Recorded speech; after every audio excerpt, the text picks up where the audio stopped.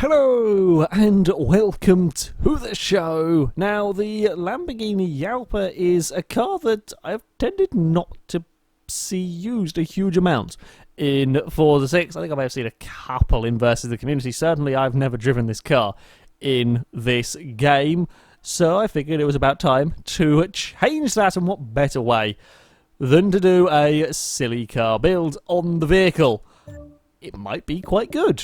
I don't really know. As far as engines go, we have got two options of stuff to put into the car. Aside from using the standard engine, we could go for the 5.2 litre V10 or the 4.5 litre V8. Now, these come out with pretty much identical, I think they come out with identical power figures, in fact.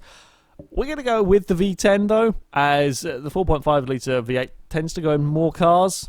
So, yeah, we're going to go for the V10. Also, it keeps it within Lamborghinis. There's a Lamborghini V10, or probably an Audi V10 technically, but never mind. So yeah, we're going to go with that. We will go for some nice twin turbos as well on the car. Aero bits, we're going to want all of the grip that we can get. Are we going to have a crazy wing on the Jalpa? That is the question. Relatively so. It's about as silly, with the odd exception, about as silly as Forza aero parts get these days.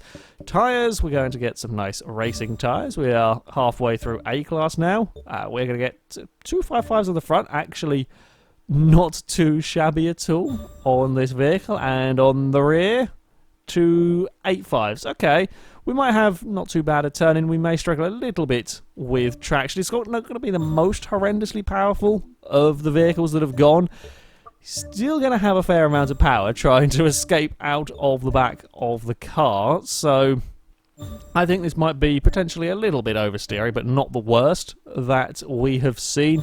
Moment, it is still, I say, relatively heavy in comparison to what some of the cars, at least, that have gone. We will have the weight reduction to be applied. I'm hoping we can possibly get it down to maybe 2,700-ish. We have also got various engine upgrades like the exhaust. That tends to save a fair amount of weight to be applied, but things like roll cage will increase it. It's not going to be the crazy levels of lightness that we have seen from some cars. The power to weight ratio is going to be good, but not absurd. That can sometimes be helpful, though. Having the car at the sort of, what weight are we going to, 2,830. By the time we've done turbo, or by the time we've done intercooler and exhaust, it'll probably equal itself out to around the high 2,700-ish pounds, which is kind of in a nice zone. It's light enough so that, you know, the power to weight ratio is still pretty good and we get decent acceleration, but it's not so light that the car can become twitchy. This isn't going to really have problems across the bumps. I think it very unlikely that this will have problems across the bumps up towards turn 1 at Virginia or along the straights at Le Mans. Oh, that's not as light an exhaust as I was expecting. I guess with the engine swap, of course, the car will come with a fairly sports exhaust already. So yeah, we might end up sort of 2,850-ish, maybe even a little bit more actually with the intercooler. We'll see when we get to that, but yeah, it does mean that it could end up in the quite nice and controllable zone. I could be completely wrong, and there's always that possibility when it comes to these. You never quite know what you're going to end up with. It could be leery and sideways, or it could be really nice. It isn't going to get out of S-Class, which does surprise me a little bit. That might give me a little cause for concern in terms of handling, perhaps, on this car. I don't think it's gonna. I wouldn't have thought. Have I definitely put race tyres on it? No, I've definitely put race tyres and not put drag tyres on it by accident. So, yeah, it's not got out of S-Class. I'm surprised. I'm surprised by that, actually, considering it's a fully maxed out V10 in here. Well, there we go. PI is relatively low. Could mean that we're going to struggle with handling. There is only going to be one way to find that out, though. Of course, to test out the Lamborghini, I have come to the Virginia International Raceway, the Patriot alternate layout for 5 laps. Now, our current leader is the Toyota NASCAR Bugatti Veyron. The KTM Crossbow got very, very close last time out. This Lamborghini is not really going to be, or it's unlikely, certainly, to be troubling those cars. They were all up into P-Class, and this car is a fair way down. In terms of lap times, I think we may be looking at the low 111s, probably high 110s, if it is drivable, of course. I mean, the Lamborghini Diablo, despite not having a massively high PI, did go very, very quickly, and I got into the 107s as well, so we will see what the Jalpa can do. It can't get slowed down very well. Ugh. Okay, I've got to take my mind out of KTM mode. We can't brake at the same points that Crossbow was braking at because, well, you don't stop. You're simply not going to stop with the Jalpa. What can we do though in terms of? I mean, the speed through these corners does not seem too bad. We have all right grip. It's a little bit understeer, in fact, quite a bit understeery through there. Traction isn't horrendous. Oh, okay, yeah, quite a bit understeery through there. I can't quite get away with putting down that much power. Come on, Lamborghini, behave yourself. Out of that, I mean, that's one of the better that we've actually had traction-wise. Going to be very sideways. Still not getting good speed on the exit. How do we do acceleration-wise then? Perhaps we are lacking something in terms of straight line speed acceleration in comparison to some of the other vehicles. We're out of the final corner again. Not too bad traction-wise. We are up to 160, 170 miles an hour as we jump on the brakes. It is one of the slower vehicles. Not by very much, though. The Jaguar D-Type, for example, could only crack 180 miles an hour. Well, it went on to do well over 270-ish miles an hour. Maybe not quite 270. It went on to do ridiculously high top speeds at Le Mans. It can't put its power down out of the final corner. And we've seen that with quite a few cars. There have been the odd exception, but a lot of cars struggle to get their power down out of the final corner. So this is not losing too much in terms of speed because the traction is actually pretty good. We're going to get a little bit caught up on the puddle. Yeah, I am flat out. I can't be flat out around that turn. We do still slide. I'm flat out after the exit of that narrow chicane. Not many cars are actually able to do that. Oh, the puddle wanted to tip the car around. I'm not stopping here. Not stopping at all. Far too late. I realised I knew I was going to crash, but there was nothing I could do about that one. So, whoops. Well, I've got to learn these braking points better for this car. Most definitely, I've got to learn these braking points a bit better because yeah, I am struggling to get it slowed down. And now you see I'm going to brake too bloody early into the first corner. At least we'll be neat and tidy. The lap times are not looking amazing. And it was a 1:15. Yes, we did go exploring off at the penultimate corner. However, oh no, I've pushed my luck way too much down there. We've gone exploring again. Oh, that's not going to go well. That's a big slide. I'm not going to recover that. Well, we're going to have to go round and I was really hoping it would go round and land me right at the good angle to carry back on again, but I couldn't quite time that all right the way that the road curved away. Well, this lap has not gone particularly to plan. Of all of the cars I've driven, this one here is relatively easy, yet I'm just making silly mistakes with them. I'm trying to push it a lot harder because I feel like I can. I feel like I can get away with a bit more in this car, and I can't. This final turn.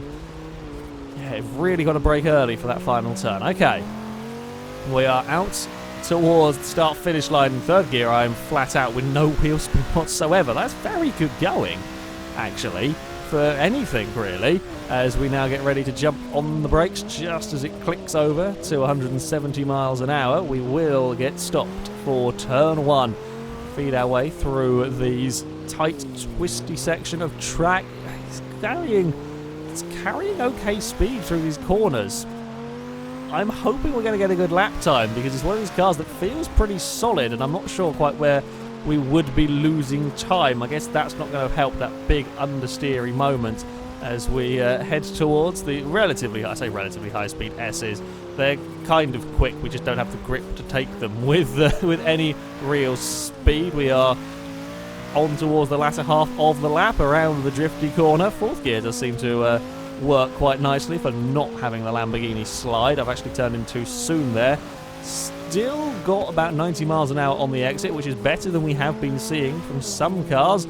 Have got it stopped and turned for the final corner. Now we run towards the line. Come on, Jalpa, make the most of acceleration that you do have. 110.5. That's not a bad lap time. That is not a bad lap time at all from the Lamborghini, and I think we can go a little bit faster.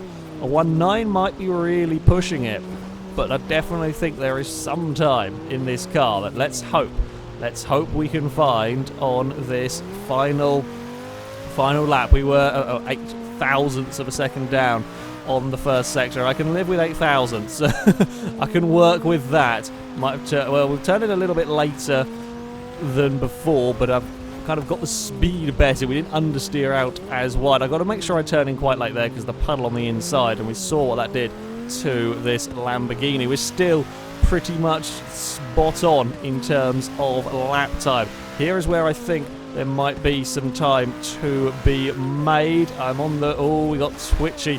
We got oversteery as I tried to get on that power. I don't think we're going to have made much time up there. Yeah, I'm not sure third gear was quite the right idea at that corner. I don't think it's going to be pretty similar lap time. Yeah, it was too big of a slide. 10.589. I think there may be a couple of... Had I got that corner correct, the third to last corner, I guess. I don't know what to call it. Horrible corner, basically. If I got that one right, there's probably a couple of tenths in there. I'm not sure there's quite half a second to be found with the Jalpa, but that is a blooming good lap time. Come to think of it, a 10.589. I've got to find the exact time because it is very, very crowded, this section of the table that we are looking at. It puts the car into 19th place. It is 2 thousandths of a second slower than the Honda S2000, less than a tenth slower than the Charger Hellcat. It beats the BMW X6, the Chrysler's Rocket. It beats the Maserati race car. It does lose out to CTS V Coupe, Jaguar XFRS, and so on, but it is very, very close in this part of the table.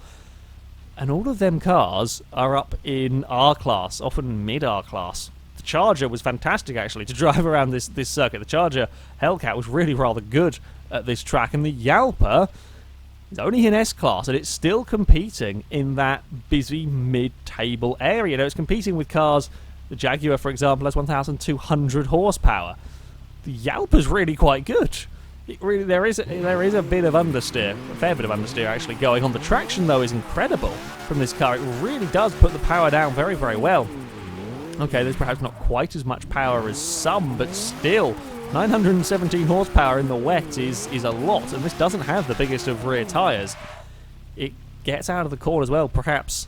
I think this car's mid-engine. I'm assuming it is. Perhaps the weight more towards the rear, helping perhaps a bit to get that power down. But yeah, it does remarkably well. Anyway, it is time to see how quick it will go in a straight line.